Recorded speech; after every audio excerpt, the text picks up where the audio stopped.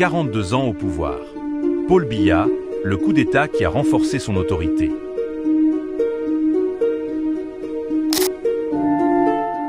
Paul Biya est l'un des chefs d'État les plus anciens au monde. Mais son pouvoir n'a pas toujours été stable.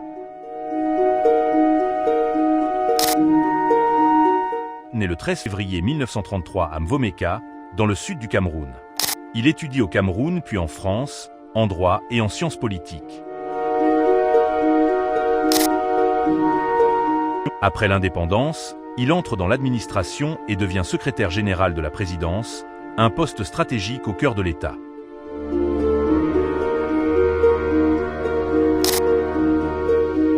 Le 4 novembre 1982, Amadou Ahidjo démissionne. Camerounaises, Camerounais, mes chers compatriotes,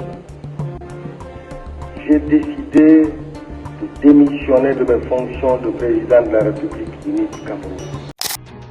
Conformément à la Constitution, Paul Biya devient président 2 jours plus tard. Rapidement, les relations entre Paul Biya et Amadou Ahidjo se dégradent. L'ancien président, exilé, conserve des soutiens dans l'appareil d'État et l'armée.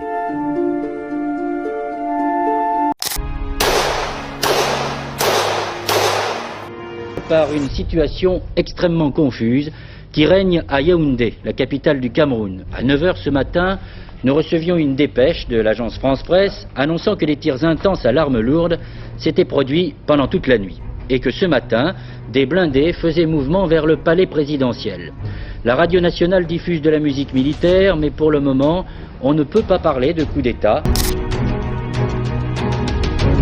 Dans la nuit du 5 au 6 avril 1984, une tentative de coup d'État éclate à Yaoundé, 2 ans seulement après l'arrivée de Biya au pouvoir.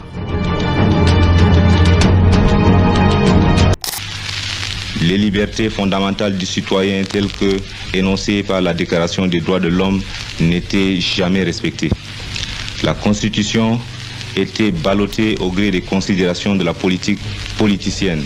Aujourd'hui, grâce à Dieu, mes chers compatriotes, le cauchemar est terminé.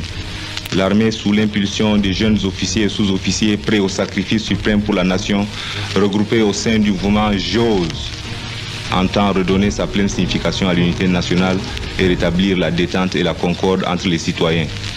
Le peuple camerounais et son armée viennent de remporter aujourd'hui une grande victoire sur les forces du mal et cette victoire sera célébrée par l'histoire avec l'honneur qui lui est dû. Selon les autorités, le coup est mené par des éléments de la garde républicaine, une unité chargée de la sécurité présidentielle, composée d'officiers considérés comme proches de l'ancien président Ahidjo.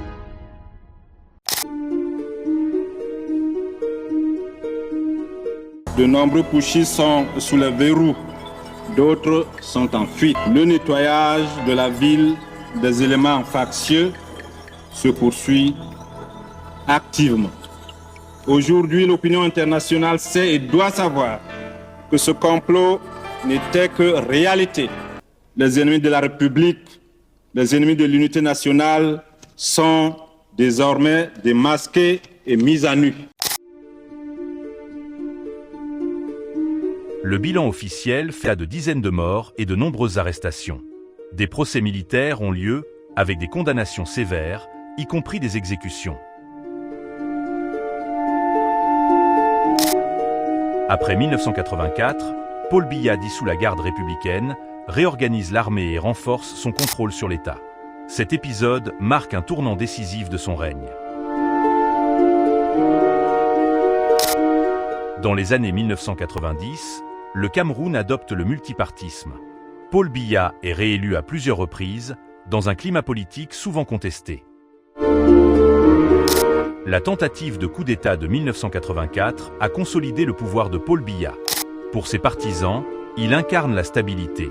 Pour ses critiques, la longévité du pouvoir reste un problème.